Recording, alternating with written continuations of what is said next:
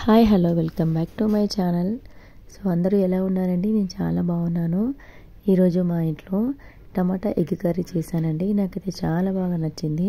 So నేను ఎలా ready చేశానో మీతో షేర్ చేసుకుంటున్నాను. సో ముందైతే టమాటా ముక్కలు కట్ చేసుకొని పెట్టుకోవాలి.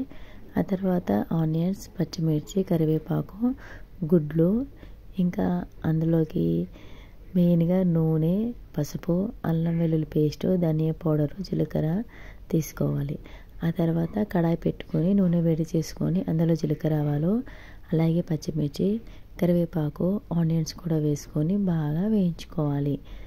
సో ఇందులో కొద్దిగా అల్లం వెల్లుల్లి పేస్టు, అందులోనే కొద్దిగా పసుపు కూడా వేసుకొని పచ్చివాసన పోయే వరకు వేయించుకోవాలి. ఇలా వేయటం వల్ల కూర చాలా టేస్టీగా ఉంటుందన్నమాట. ఆ తర్వాత ఇలా వేగిన తర్వాత టమాటా ముక్కలు ఇలా మెత్తగా పిసుకోవాలన్నమాట. ఇలా పిసకటం వల్ల టమాటా త్వరగా మగ్గిపోతుంది, మనకు కర్రీ కూడా త్వరగా అవుతుందండి. సో ఏ వంట చేసినా కూడా టమాటా ఇలా మెత్తగా అనుకొని వేసుకోండి. సో టమాటాని అయితే నేను వేసేసుకున్నానండి. సో ఇది మొత్తం కలిపేసుకుంటున్నాను. సో ఇలా కలపటం వల్ల మొత్తం అంతా నూనె అంతా కలిసిపోతుంది. ఆ తర్వాత అందులోనే రుచికి సరిపడా ఉప్పు వేసేసుకోండి. ఇప్పుడే ఇలా వేయటం వల్ల టమాటా ఇంకా త్వరగా అయిపోతుందండి. చాలా సాఫ్ట్గా మెత్తగా ఉడికిపోతుంది.